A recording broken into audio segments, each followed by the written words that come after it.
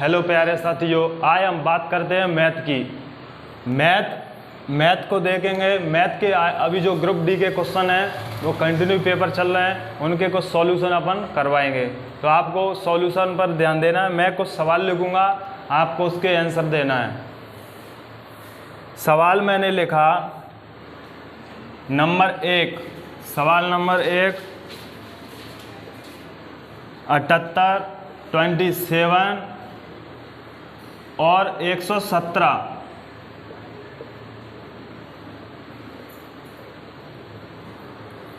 का HCF क्या होगा?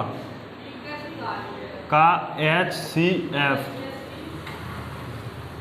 ज्ञात करें। मैं ऑप्शन दे रहा हूं क्योंकि हमें इसको ऑप्शन से भी करना है। 5, option number 2 7, 9, 3।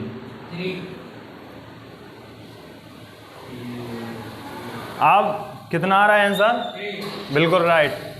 Option number D आपने बताया 3। अब मैंने आपसे कहा कि ठीक है, आपने एलसीएम लिया होगा, एचसीएफ कॉमन फैक्टर निकाला होगा।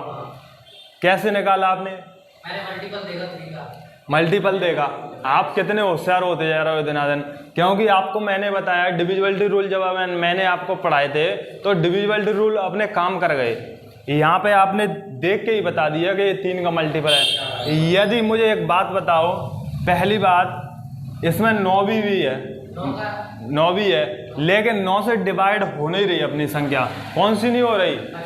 फर्स्ट वाली जो अपनी 78 है वो 9 का मल्टीपल नहीं है। लेकिन जरूरी नहीं है कि जो संख्या 9 से डिविजिबल होगी, मतलब जो 3 से हो वो 9 से हो, लेकिन जो 9 से होगी वो 3 से जरूर होगी। 3 से जरूर क्यों होगी? क्योंकि 3 मल्टीपल है 9 से छोटा। 3 का, तीनों उसमें कॉमन आ रहा है ना, इसलिए। अब आपने कहा सीधी देखो, अपन इसमें कोई अपना क्या खंड नहीं हो रहा है इसके, तो सीधी अपन ऑप्शन से उठाओ। इनसे आपने भाग देखा, नहीं हो रहा। सीधी 3 का डिवाइड हो रहा है, और जो संख्या हमारी डिवाइड कर दे वही क्या होता है अपना HCF, तो common factor, highest common factor. ये अपना ग्रुप डी का सवाल है, जो अभी लेटेस्ट सवाल है।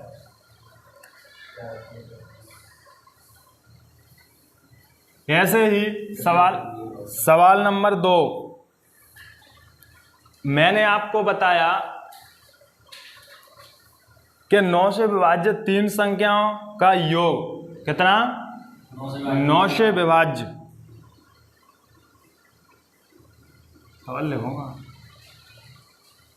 पहुंच कर लीजिए। चलो, ये मैंने सवाल आपके लिए दिया है, आपको इस सवाल को बताना है इसका आंसर कितना आ रहा है।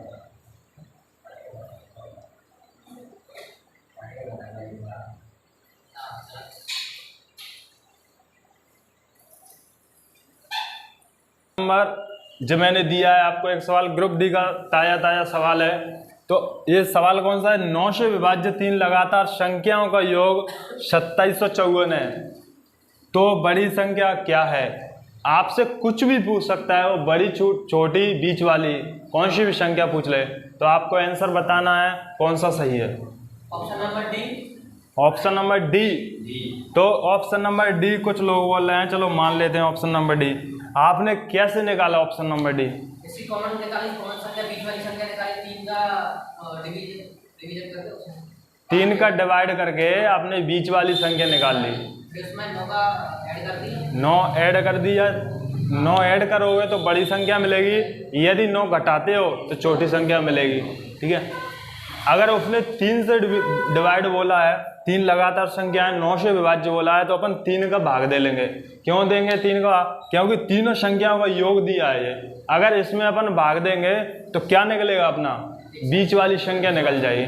तो बीच वाली संख्या मतलब 1, 2, 3, अपने पास कितनी संख्या है टोटल? 3 संख्या है। अब मुझे इसमें भाग अगर मैं 3 से दूं तो कितना आ रहा है? 3 नाम 27। ठीक है, 3 एकम 3 8। अब ये बीच वाली संख्या निकल आई। अब इससे अपन कुछ भी निकाल सकते हैं। अगर आपसे बोला है क्या बड़ी संख्या। बड़ी संख्या। तो तुम्हें पता है 9 से विभाज्य होने का मतलब क्या, 9 के मल्टीपल में चलेगी वो। अब इसमें क्या 9 जोड़ दो तो कितना हो जाएगा 927, और इधर घटा दोगे तो क्या हो जाएगा 909। तो अपनी तीनों संख्याएं निकल आई। आपसे कुछ भी पूछ सकता है वो। बड़ी संख्या होती है बड़ी संख्या अपनी 927।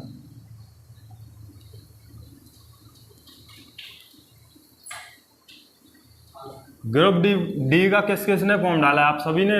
हाँ तो बच्चों ये भी ग्रुप डी का सवाल है, सवाल नंबर 2। मैंने अभी तक आपको ग्रुप डी के कम से कम कितने क्वेश्चन करवा चुका हूँ, 40 या 50 क्वेश्चन करवा चुका हूँ। और वो पूरे लेटेस्ट क्वेश्चन है, जो पैटर्न अभी चल रहा है वही पैटर्न पे। एक दिन अपन संडे को क्लास रखेंगे रीजनिंग की, जितने भी मतलब रीजनिंग के जो बेस क्वेश्चन आ रहे हैं ना, वो सभी अपन यहाँ पे कर लेंगे। अब मुझे बताइए इसका आंसर क्या आ रहा है, जल्दी करिए, जितनी जल्दी हो सके उतनी जल्दी करिए। इसके ऑप्शन लिखूं मैं, चलो ऑप्शन दे देता हूं तो मैं। Option number A 38, option number B है 39, ऑप्शन नंबर सी है 40 और ऑप्शन नंबर डी है अपना 42। तो अपने टोटल 4 ऑप्शन दे दिए मैंने। अब आप बताओगे हमें। 39। बिल्कुल राइट बात। अब मैं आपको सिखाऊंगा कि 39 आया कैसे। 39 कैसे आया, यदि किसी भी संख्या पे अगर घात 0 होती है तो उसका मान क्या होता है 1। अगर किसी संख्या पे घात माइनस में होती है तो उसको अपन क्या ले जाते हैं बटे में। क्या कहाँ पे ले जाते हैं बटे में। कितना हो गया ये 1/3 पे घात 2 मतलब 1/9। ये कितना हो गया 1/3। ओके। अब मुझे एक बात बताओ, अभी मैं ऐसा कुछ सिखाऊंगा तुम्हें कि आप याद रखोगे, कि सवाल करने की कोशिश हम नहीं करेंगे। मुझे एक बात बताओ, इंटू कितना है 27। आपको यहाँ से किया, एलसीएम कितना आया 9 एलसीएम आ गया 9 से 9 कितनी बार गया, एक बार। ठीक है, तो अपना कितना आ गया 13/9 इंटू 27।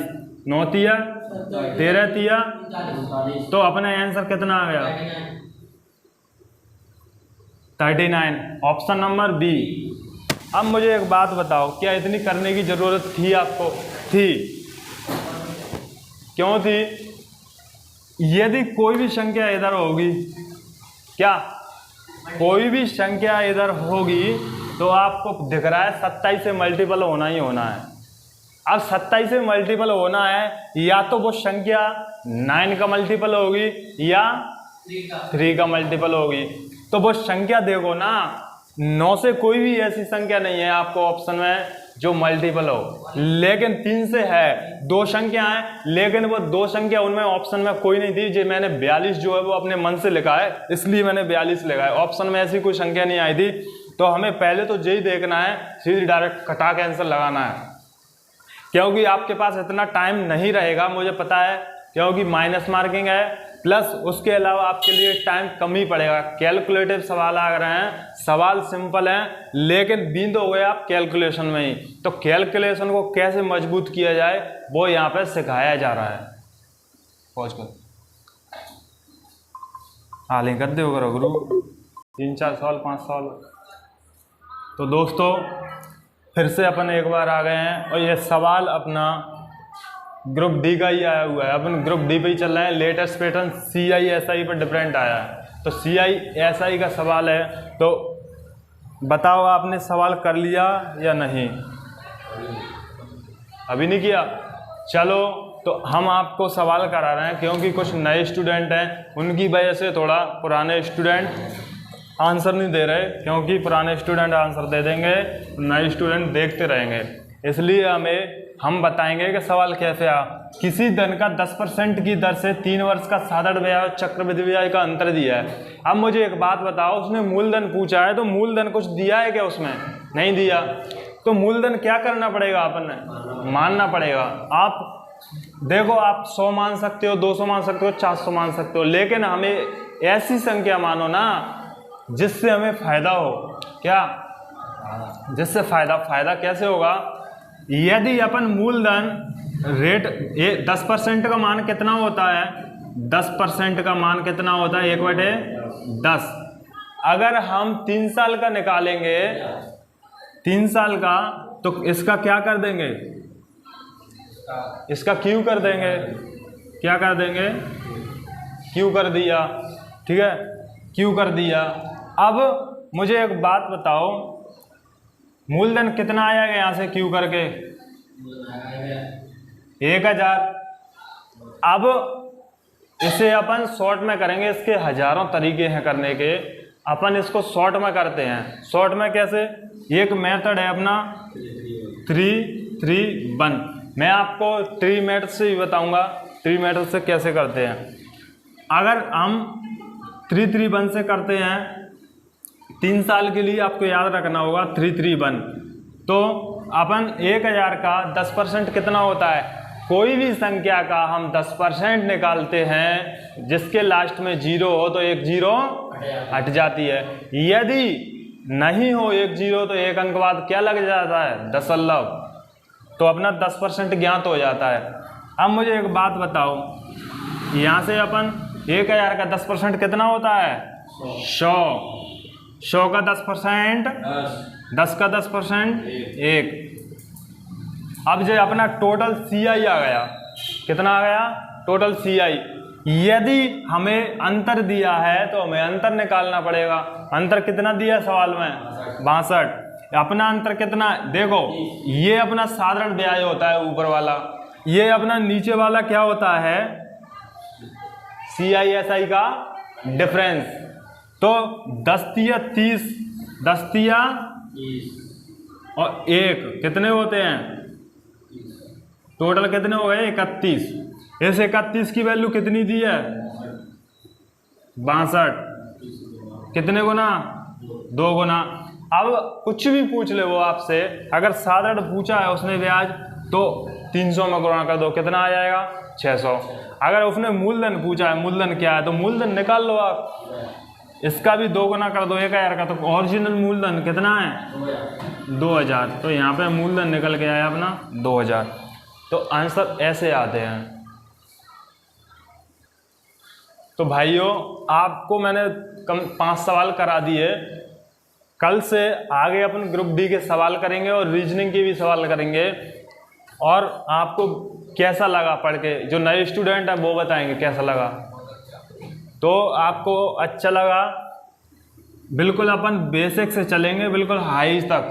तो कल अपन और सवाल कराएंगे, और एग्ज़ाम की दृष्टि से बहुत ही महत्वपूर्ण है, क्योंकि जो अभी पैटर्न चल रहा है अपना, जो अभी अपना पैटर्न चल रहा है उस पे अपन ने जाना ज़रूरी है। क्योंकि अगर पैटर्न नहीं देखेंगे, आप किताबों में लगाते रहेंगे मन, क्यों पैटर्न क्या आ रहा है, क्या नहीं आ रहा, किस बेस पे आ रहा है, वही तो अपन ने सवाल करने हैं। तो दोस्तों, मैंने अपना एक चैनल बनाया KS धाकड़ के नाम से, यूट्यूब चैनल। यदि आप पढ़ने वाले स्टूडेंट हैं तो चैनल को सब्सक्राइब करिए। ग्रुप डी की तैयारी जो भी विद्यार्थी कर रहे हैं, सभी से मेरा अनुरोध है, चैनल को सब्सक्राइब करिए। आपको लेटेस्ट सवाल मिलेंगे, और रीजनिंग, मैथ, हिंदी स्पेशल यहाँ पढ़ाई जाती है। Okay, thank you.